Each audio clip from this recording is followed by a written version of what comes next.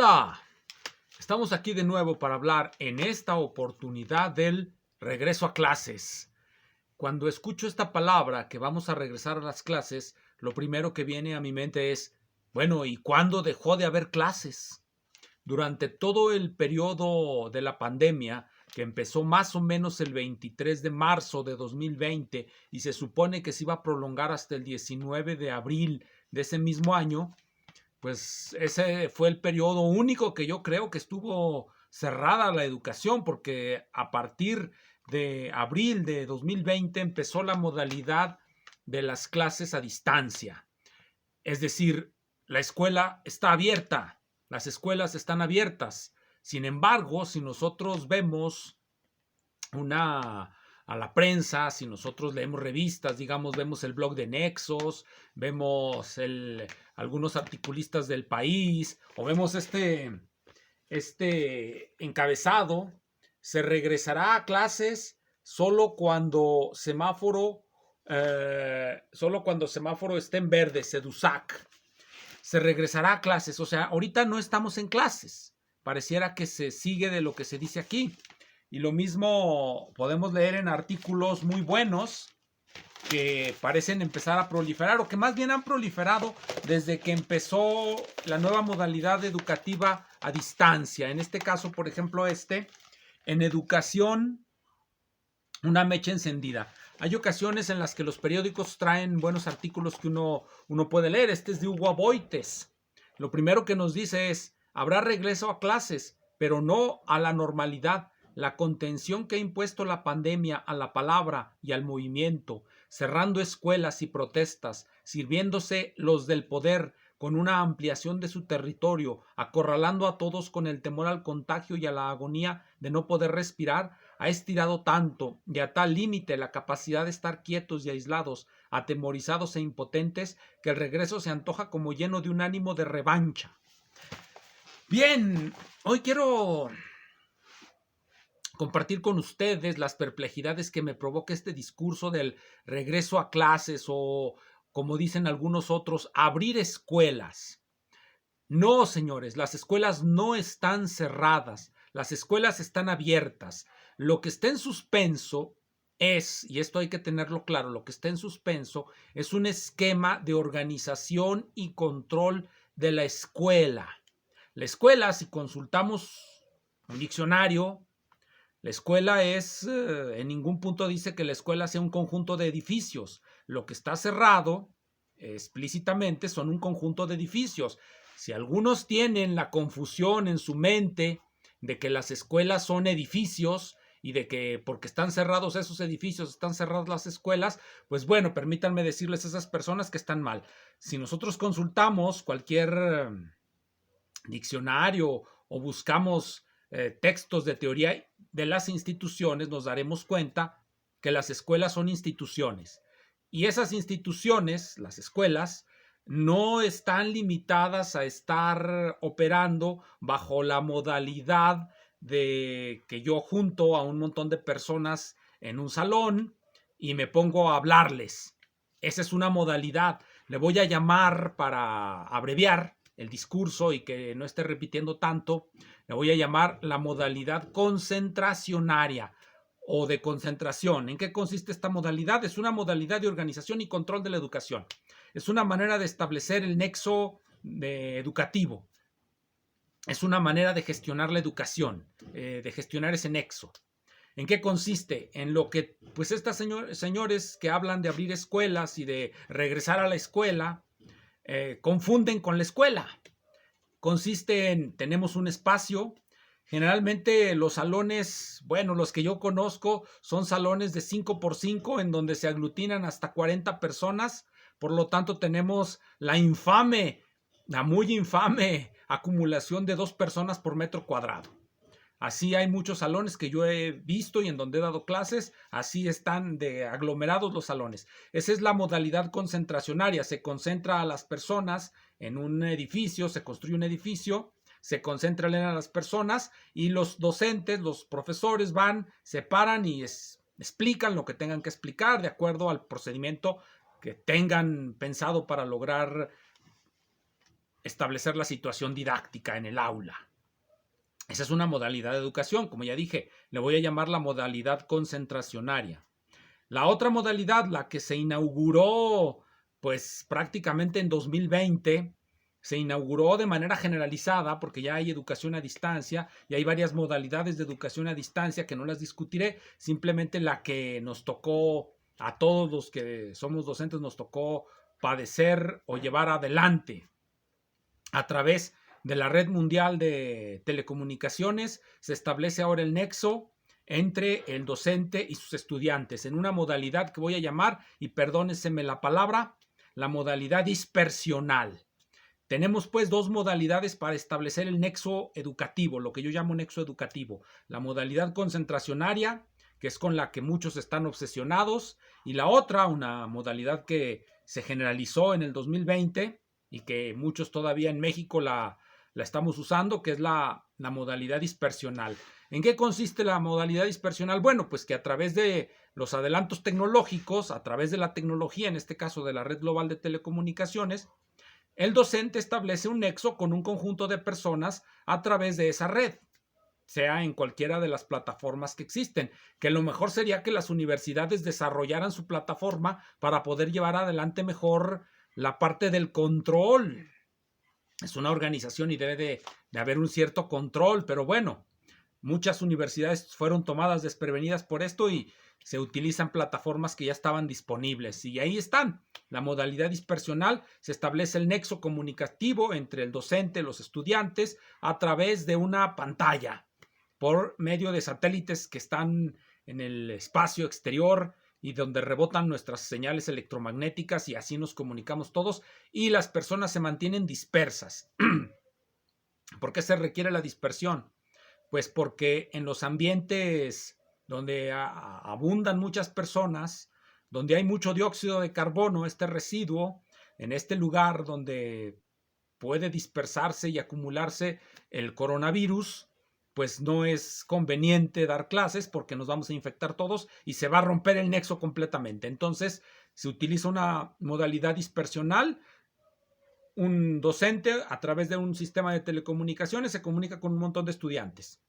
Se sacó adelante, se puso en operaciones con casi nula infraestructura y aquí hay que recordar una demanda que ningún partido en México y prácticamente nadie en México hace suya y que debería ser una demanda de la izquierda, o al menos de la izquierda en la que yo pienso. Sería hacer Wi-Fi universal y gratuito para todos. En muchos aspectos el método dispersional, el esquema dispersional de organización fracasa o falla o tiene fallas, errores, que generalmente son que muchas personas no se pueden conectar, muchas personas lo abandonan, hay deserción, etcétera, precisamente por faltas en la infraestructura. Si el Wi-Fi fuera gratuito, se solventarían muchas de esas. Quedarían, por supuesto, las personas que no creen en esta metodología y que prefieren aguardar a que, bueno, por usar esas palabras, las escuelas se abran. Pero voy a reiterar, este es un error. Las escuelas están abiertas, solamente cambió el esquema de control. Se pasó de un esquema organizativo concentracionario a un esquema organizativo de la educación que es dispersionario. Porque, bueno, a final de cuentas, ¿cómo entendemos el nexo educativo? Para no perdernos en simplemente corregir a los que ven edificios y los identifiquen con la escuela. Una escuela es un edificio en donde hay unos profesores ahí metidos en salones. Hoy día una escuela es algo más etéreo. Es una red global de comunicaciones y sirve para establecer un nexo entre el docente y sus estudiantes. ¿Cómo es ese nexo? Bueno, lo voy a describir con un modelo muy sencillo. Son 4 elementos los que se necesitan para que se establezca ese nexo educativo entre el docente y sus estudiantes. 4 elementos. Son los elementos fundamentales que vamos a encontrar en cualquier escuela. Se establecen en cualquier escuela y son lo que fundamenta el núcleo de lo que es una escuela. Por eso no la podemos reducir a un conjunto de edificios. Son 4 elementos, los voy a enumerar. Debe haber un docente, o sea, una persona que sea la que va a enseñar. Debe haber unos estudiantes, las personas que van a ser enseñadas. Debe haber un texto, un programa, una materia que es la que el docente va a explicar a los estudiantes. Se va a establecer un diálogo entre los estudiantes, y los docentes, mediado ese diálogo por un texto o por una serie de textos, por una materia de conocimiento que generalmente está objetivada en textos.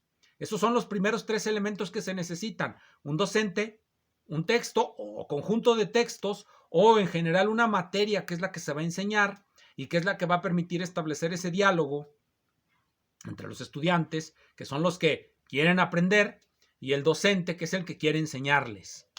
¿Cuál es el cuarto elemento? Un sistema de control, que voy a denominar simple y sencillamente la autoridad. Esa autoridad es la que entra para determinar quién es docente, quién es estudiante y qué textos se van a utilizar o cómo se va a organizar la materia para ser enseñada. Esa es la autoridad que va a intervenir en todos estos elementos.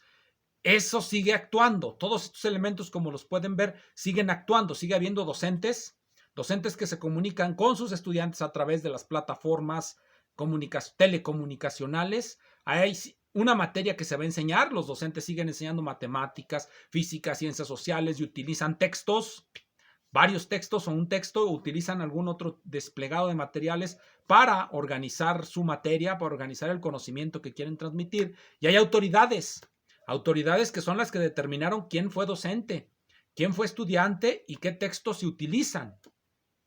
Por supuesto, nos gustaría que esa autoridad fueran los docentes y estudiantes mismos. Algunos quisieran que fueran solamente los docentes los que determinaran qué se va a enseñar, pero también los estudiantes, bueno, pues especialmente ya en los grados superiores, pues ellos podrían sugerir algo. En los grados inferiores sería muy difícil que el estudiante sugiriera cómo quiere ser educado, pero bueno, para todo hay aquí. Entonces, esos 4 elementos, son los que configuran la relación educativa y son los que establecen lo que es una escuela. Donde quiera que estén esos 4 elementos funcionando, tenemos una escuela. Por lo tanto, las escuelas están abiertas. ¿Por qué? Porque esos 4 elementos están correlacionados entre sí, es decir, la relación existe, no se ha roto y por lo tanto las escuelas están abiertas. Los edificios están cerrados. Un esquema de control y organización está en suspenso.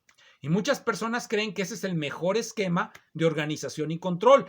Lo extraño es que todos sabemos, por los reportes de la OCDE, por los exámenes PISA, o yo no sé cómo se llaman ahora los nuevos exámenes que hacen, sabemos que, por ejemplo, en México, y esto lo leí también en un periódico, me parece que en El País, la UNICEF establece o sostiene que en México el 80% de los estudiantes de nivel primaria pues no tienen el rendimiento adecuado en matemáticas, lectura y escritura. No saben matemáticas, el 80%, no sabe matemáticas, no sabe leer y no sabe escribir.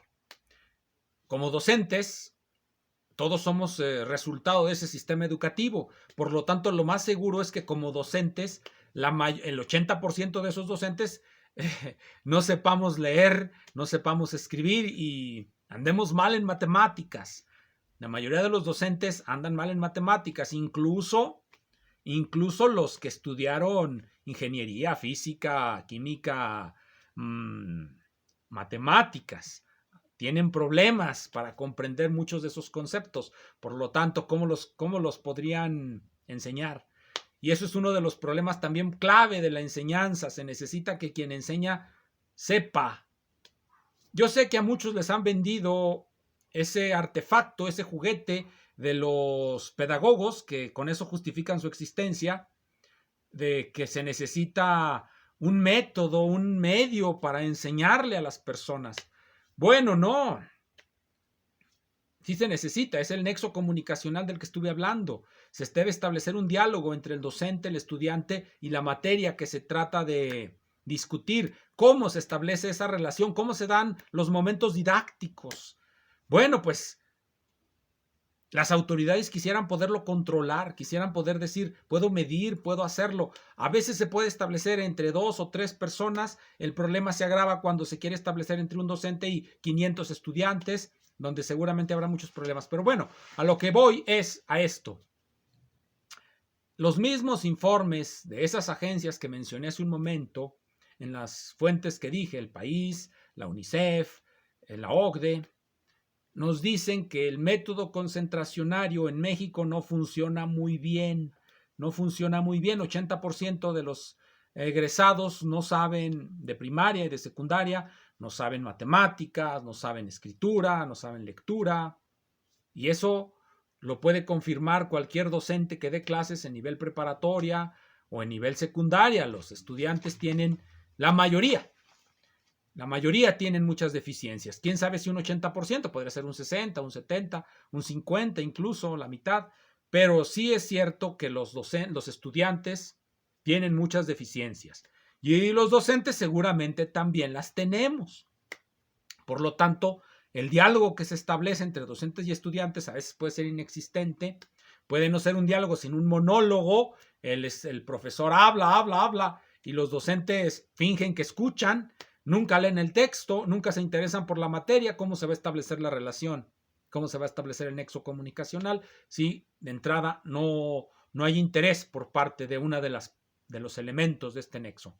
Bien, entonces, las escuelas están abiertas. Quiero enfatizar esto. Las escuelas siguen abiertas. Los que las consideran cerradas cometen el error de creer que porque están cerrados unos edificios está cerrada la escuela. La escuela no está cerrada. El nexo educativo está presente, como ya lo mencioné, si lo entendemos en función de esos 4 elementos. Y si alguien está en oposición, bueno, me puede corregir, puede decir que la escuela en realidad son los edificios y que es necesario estar cara a cara frente a los estudiantes. Por cierto, cuando se está frente a los estudiantes es donde surge todo un conjunto de relaciones emocionales que terminan en lo que son los abusos de los docentes hacia los estudiantes o de los estudiantes hacia los docentes, etcétera, que cuando el nexo es por telecomunicaciones, pues es muy difícil que haya nexos realmente muy emotivos. Entonces es una ventaja de la metodología esta de dispersional y sería cuestión de mejorarla. Recordemos que para que haya escuelas en donde se pueda concentrar a la población y educarla, se requirieron en México alrededor de 100 años para que pudiera haber una infraestructura educativa en donde se pudiera concentrar a las personas. Con un solo año de funcionamiento de esta nueva estrategia, de esta nueva metodología, de este nuevo esquema, ya le están buscando que hay mucha deserción, que hay mucho esto, que hay mucho lo otro. Bueno, en primer lugar falta infraestructura, lo que dije al principio, el Wi-Fi universal. No hay Wi-Fi universal. Todavía quien no tenga la posibilidad de pagar, pues bueno, va a tener problemas. Pero recordemos también ya en las universidades para entrar se paga, porque la autoridad determina que se paguen. Y esa es una de las cosas que nos dice aquí Aboites. Aquí lo dice. La SEP de Esteban Moctezuma Barragán y la presidencia de la Comisión de Educación crearon un marco legal que no solo reitera, sino profundiza las concepciones educativas privatizadoras y gerenciales. Establecen el derecho a ese nivel educativo, pero hasta eso refuerza el poder de los funcionarios, pues serán ellos quienes decidan los requisitos para tener derecho a un derecho y constitucional. Es decir, para poder entrar, como ya dije, el nexo se establece con 4 elementos. Uno de estos elementos, en la medida en que esos 4 elementos que menciono van a organizarse jerárquicamente, donde las autoridades son las que van a determinar a los otros 3, eso es lo que nos está diciendo Aboites, las autoridades determinan quién es estudiante, también determinan quién es docente y también van a determinar qué o cómo se va a establecer el nexo comunicativo en el aula. Esa es la relación dominante, el elemento dominante de las otras 3. Pero eso sigue existiendo.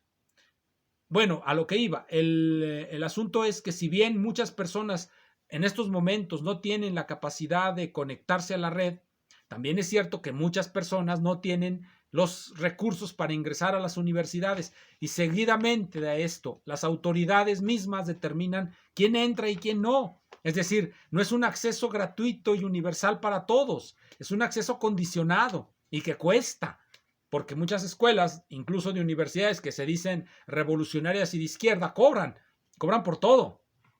Entonces, incluso con el método dispersional, muchos de esos cobros ya no se hacen, porque ya no se requieren esos cobros. Muchos de los materiales ya simplemente los descargan de internet los estudiantes y ya no necesitan los profesores venderles las fotocopias. Y así sucesivamente, se pueden abaratar mucho los costos. Incluso los docentes ya ahorran en gasolina. Y esto le hace mucho bien al planeta. El esquema concentracionario obliga a que haya, bueno, mucho uso de los automóviles. El mensaje en esta ocasión es muy sencillo. No nos dejemos llevar por las apariencias. Las escuelas están abiertas. Lo que está en suspenso es un esquema de organización en el que se concentra a las personas en edificios durante horas y horas. En esta nueva modalidad se concentra a nadie, porque todos están dispersos, pero se les mantiene fijos en sus casas, que es lo que en principio esta estrategia quiere hacer, que las gentes estén fijas en sus casas para evitar contagios. ¿Funcionó? Bueno, a lo mejor para eso no funcionó. Muchas gracias.